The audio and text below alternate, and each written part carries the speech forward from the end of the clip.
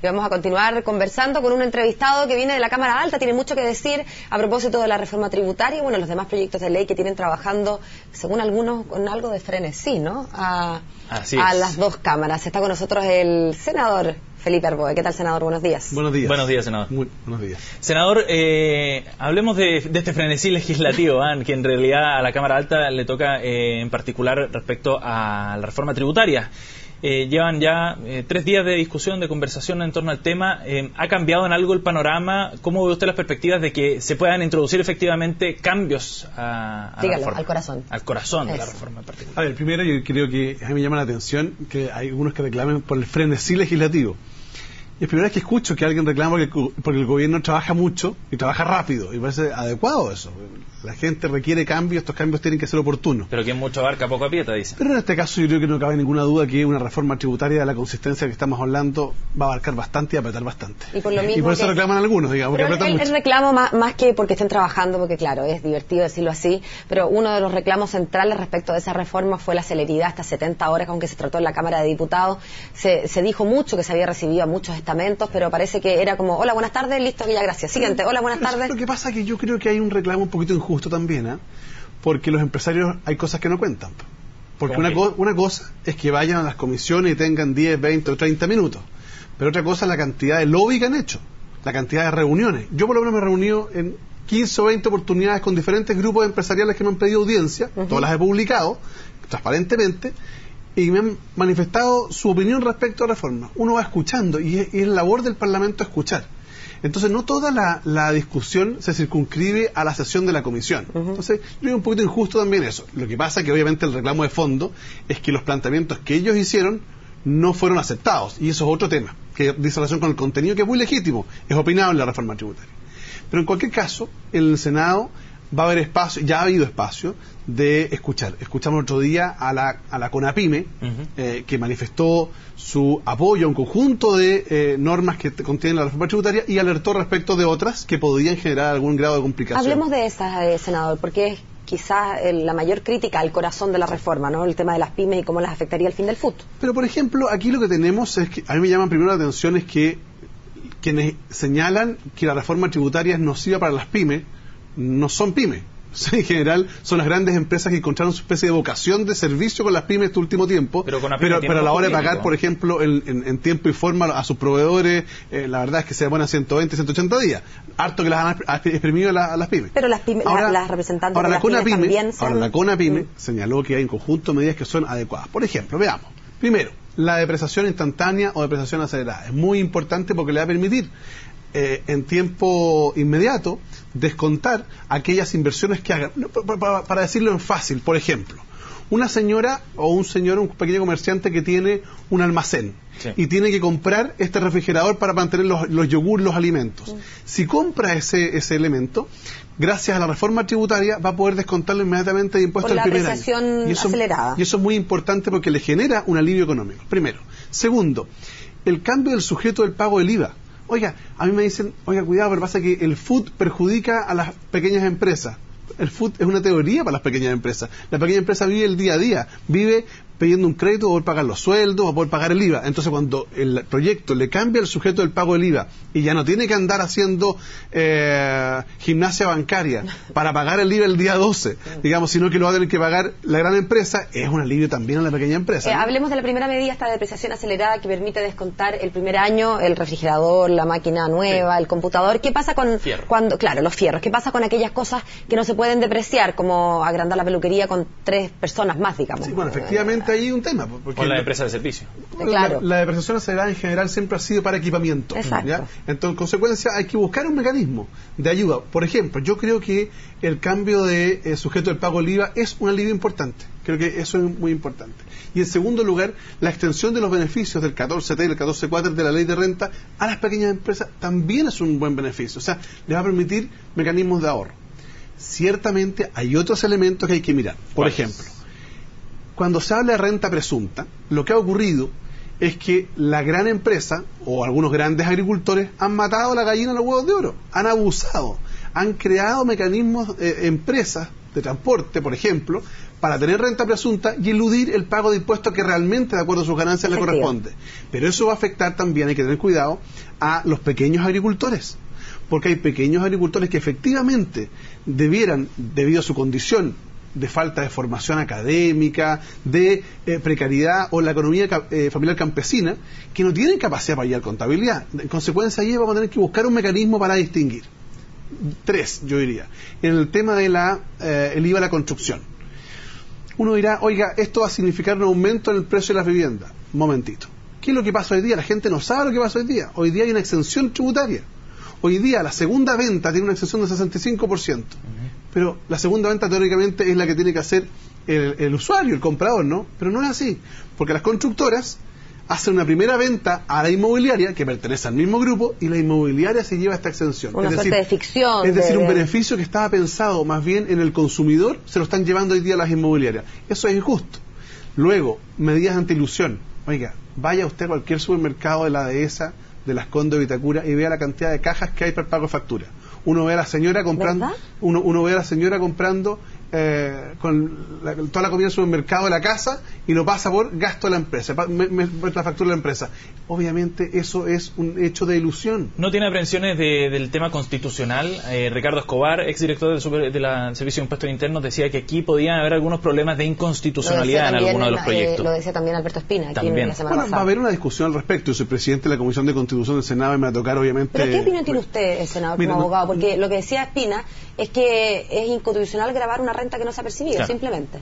No, lo que pasa es que el senador Espina tiene una confusión, porque él dice, por ejemplo, se refiere a la renta atribuida. Exacto. Y él dice, el Servicio de Impuestos Internos puede atribuir una renta. No es el Servicio de Impuestos Internos, es la ley. Y la Constitución establece que los tributos los establecen las leyes. Y en este caso... Pero entonces, ¿la ley sería la anticonstitucional, según Alberto Espina, porque atribuye y por lo tanto graba algo que no se ha devengado, que no se ha embolsado, digamos? Lo que pasa es que efectivamente esa atribución de renta en un sistema integrado, a mi juicio, es constitucional. Esto existe en otras latitudes también. En Estados Unidos, en España, existe un sistema de esta naturaleza. En algunos casos es más bien optativo, ¿no? Pero existe un sistema. Se permite. ¿Cuál es el punto? Es que los derechos que tenga el contribuyente sean derechos que estén salvaguardados por el debido proceso.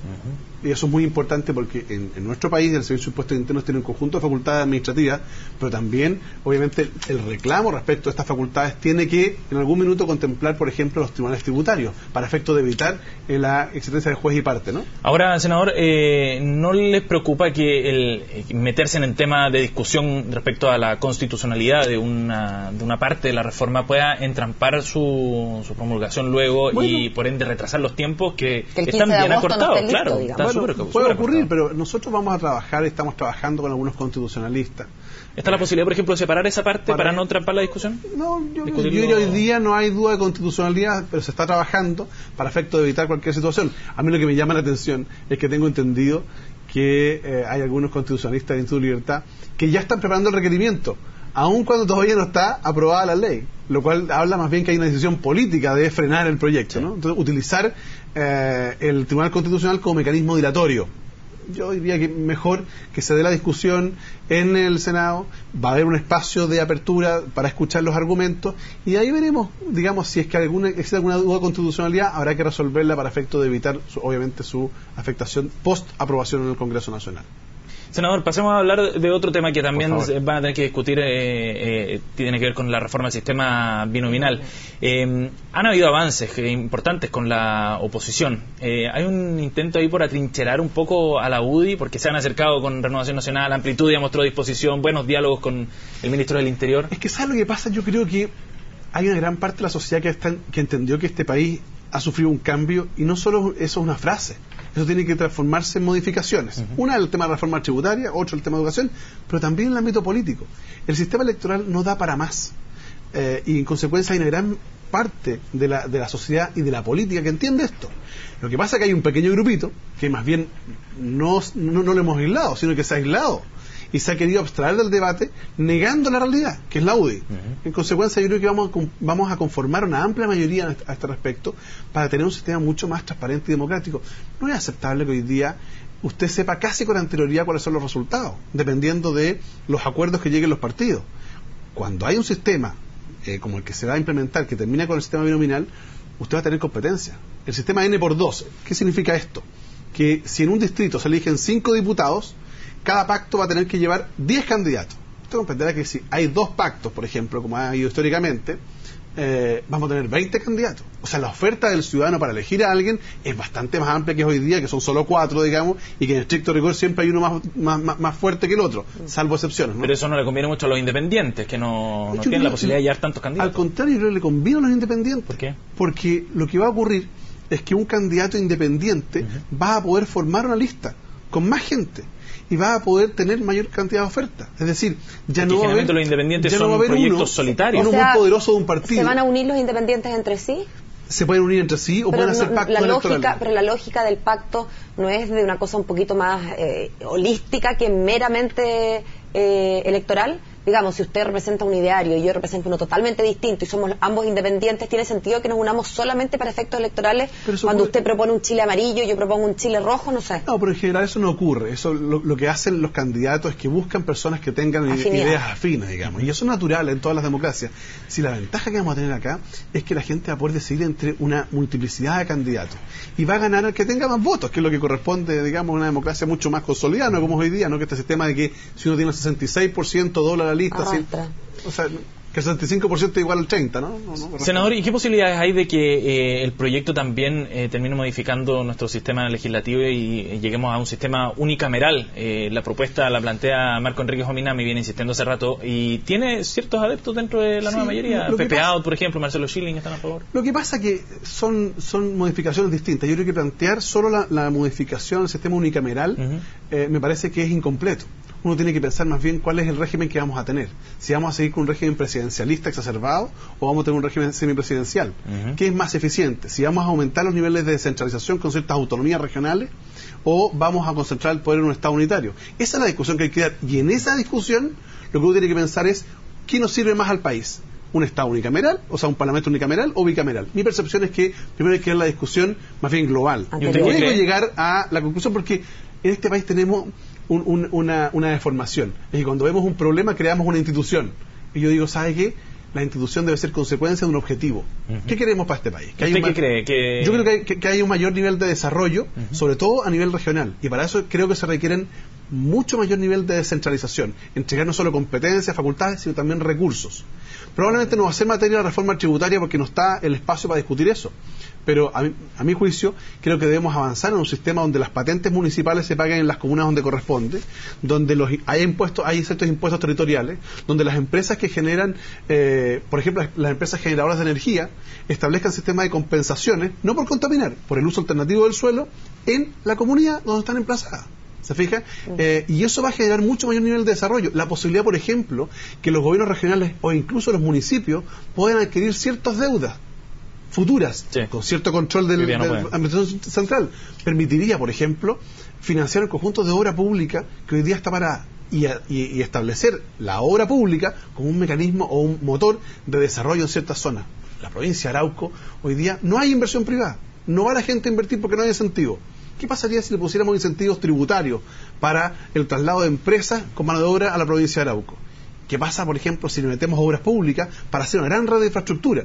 Que las viviendas sociales, por ejemplo, se construyan con la madera de la región del Biobío en la provincia de Arauco. Usted podría darle valor agregado a los productos de las materias primas. Creo que por ahí va el modelo de desarrollo. En consecuencia, más bien la discusión del Estado unicameral o no es consecuencia. Es ¿para qué? ¿Nos sirve o no nos sirve?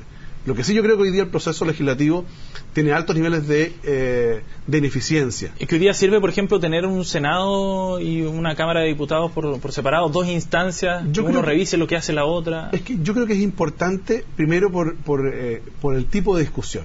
Yo he estado en la Cámara de Diputados, y en el Gobierno y ahora en el Senado. Y déjeme decirle que las tres instancias son muy distintas. En la Cámara de Diputados el debate es un poquito más acelerado. ¿Menos reflexivo, como dijo Isabel Allende? Yo creo que sí, probablemente producto de la cantidad de personas por comisiones, 13 integrantes por comisiones, en el Senado son solo 5. Ahora, eso genera también demora. no nos olvidemos que el Senado original, consignado en la Constitución del 80, tenía 49 miembros, porque estaban los senadores designados. Claro. Hoy día somos 38, entonces muchas veces se tranca la pelota, como se dice por ahí, de los proyectos que vienen de la Cámara de Diputados, porque se requiere un estudio, y obviamente 38 senadores, a mi juicio, es insuficiente para enfrentar esa demanda legislativa que viene de la Cámara de Diputados. Pero también, a mi juicio, la diferencia entre el rol de un diputado y un senador es diametralmente distinta. El diputado es representante, comillas, de ciertos ciudadanos. El senador ya es representante más bien de territorio, de zonas más extensas. En consecuencia, la reflexión que se tiene que hacer ahí trasciende el gobierno de turno. Por eso los senadores duran 8 años y no 4, que coincide con el periodo de gobierno, ¿no? Senador, se nos acaba el tiempo. Muchas gracias por acompañarnos aquí en Mañana en Directo. Que tenga un buen día. Buen día, igualmente. Chao, senador. Gracias. Chao.